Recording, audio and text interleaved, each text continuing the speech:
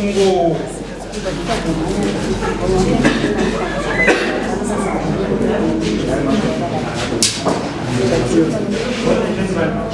mimi ndimani vani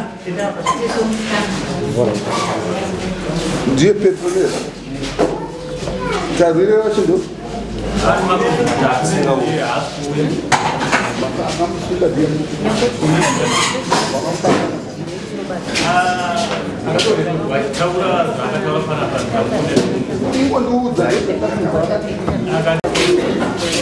Ndibhadhare Ndibhadhare wakanditapisira nguva yangu.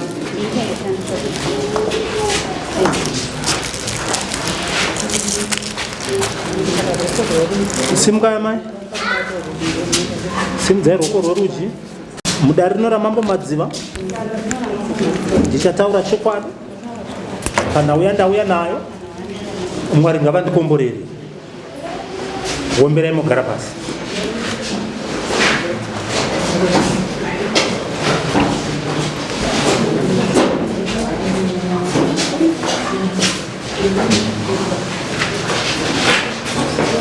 Tifambe vari kufamba. Fambaita kuita basi.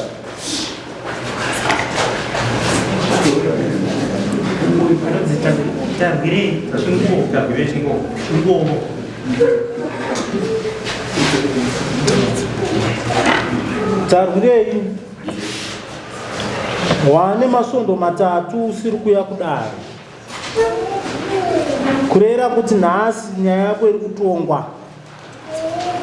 Asi pakutonga kuchaitwa nyaya yako ichatongwa ichinakira nyakumangara nekuti iwo washora dare ramambo. Masondo matatu udzwa kuti uye kudare usingauye. Saka tamisikidza mucherechedzo wechidhina ichi kuti chimirire iwewe tichitonga nyaya yako. Ende kusatouya kwako zvinoratidza kuti iwe uri mbirimi. Kutorera kuziva kuti mhosva yako uri kuiziva. Saka ndochataurwa izvo kuti nyaya iyo ndakapinda mumhan'ari nokuti yangu uri pano waiwana kunzvengaonapo. Saka izvino mhosva yako iri pachena. Inyaya yekuti isiri nyaya yako iri pano vachangoitaura changamiro kupa mutongo wako mutongo wako woupirwa. Amai tamudza yanguva yekuti imimi mutaure nyaya yedu kuti vatongi vanzwe. Taurisai vari kuvanzwe. Natarwire chingo takafambidzana kumakorata maviri. Takafambidzana saizvozvo akazenge atira meseji ekuti very soon wamunda kuwatigadza mafiro kudzinda remukadzi wangu, mukadzi wakakashaya. Saka ini zvakandibata-bata mushure monge tapanana nhumbi. Ndakazobva kwabva ndaenda kumasoro kwatinonamata nokuti mumwe wangu akaenda kumasoro tinopinda tiri sangano rimwe chete rekuno kumasoro vadzidzikirawo. Zvadero kumasoro ndakaenda tashedzwa nemukuru mubati wesangano. Akati ayo munhu wako rega timufonere chitatu. Akafonera chitatu akapindura zvaakapindura akati handikwanisi kuyako ndaenda kudhuri. Ndakanzi mupostori dzoka kombata Friday anokwanisa kuya kumasoro. Zvadero kumasoro kwehana kuya akatuma mwana wake mukomana wokutanga. Akauya kuna mubati wesangano randinonamatira. Vanzi ababa vaane mudzimai vakundika kuuya kuno. Zvadero bva ndaudzwa nyumbati zvakanziwe muzukuru chidzokera kumba. Tosangana zvakare mantendi atosangana tisipa kumasoro. Todavira anokwanisa kuzokukuya zvakare. Mantendi yakafonerwa hana kukunda kuti uuya. Akati very sorry ndakundika ndaenda kumvura.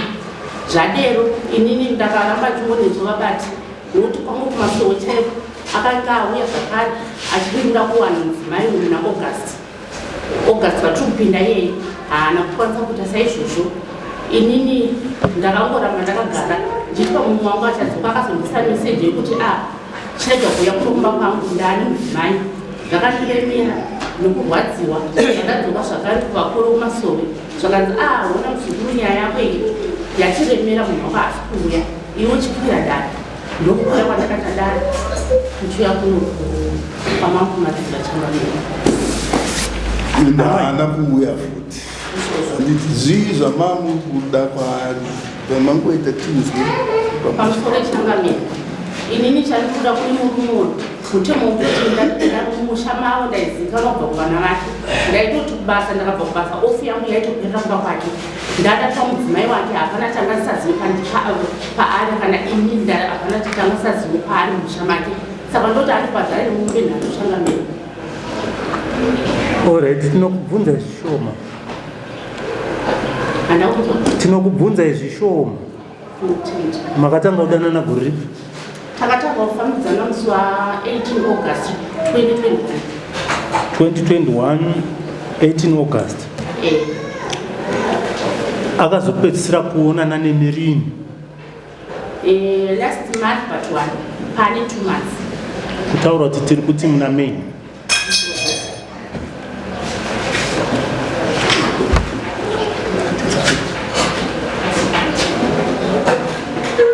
Ndanzwa muchitaura kuti hapana tanda ndisazive, sinoda zvinhu zviri pa-black and white zvakachena. Maenzerana nyango manga musati maroorana. Kwemimi semapostora musikuona kuti ipapo ndo pamakatakatyora murawo mushe wangu ipapo ndakatakatyora murawo sechitsividzo. Saka Mwari hadi vanhu vanotyora murawo. Saka pamukutongwa kana Mwari sino makatipindire mhosva yatongwa naMwari. Nekuti manzwisiro atinozviita varume tine dambudziko, masinzwisisa mai. Tinobvunza ipapo tobva takuvaka kuitira mangwani, nekuti havasi kumira kuuya nachingowa. Varume tine dambudziko, kana tikakutarisai so muchipenya penya handindizvo chidokwa dokwa chinonyanya, asi tikazosvika papasuru manje chidokwa dokwa chiye chakuita chichita sei? Manzwa ndiri kutsanangura. Saka tichizoti pfutwa yeichengetedzei stereki izoita surprise tapamwe chete. Zvinoenzaniswa zvaita sei? Zvaenzaniswa. Handiti mapanzwisisa. Saka imi munozota nekuti ndaane makore kana kuti nekuti ndakamboita imwe marriage, saka yangova nyaya yekungoti aiwa tidzokere pachipostori tese tiri mapostori. Munhu haaraidziswe mukaka kana uchimisati mafumba kwake. Mandinzwisisa. Apa kukurovedzera mangwana musangane zvipi. Munhu ngaazoraidza poto yehucha yakumba kwani mafumba kwake. Handizvozvo. Ikamuzvimbira inomuzvimbira wega kupi pane mangwana pagadzise mutedza mutemo wechechi zvaunoda. Handizvozvo. Vosika masvika pekudai hapasina kana chitendero chacho. Achiri kuuya here kana kumasoro? Handiti mazvoni matoita kuti munhu ahedhuke nekuda kwerudo rwamukaita muri vangani. Zvinonyaya ipapa ikuti sauya kwaita kureva kuti zvese zvavataura hatina kana chimwe chete chatinobvisa isu. Handinondinzwisisa maseda chino damages emombe 3.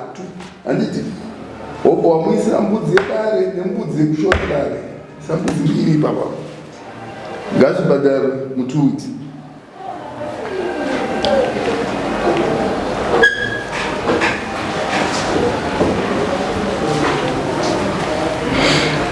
Azvinzwa mombe 3 unazvomuya taura achataura azvinzwa chakamira wapedza.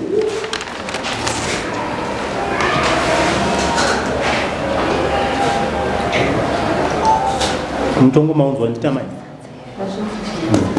Saka tinotomberai muende kunosainapo. next case tumbisa yako.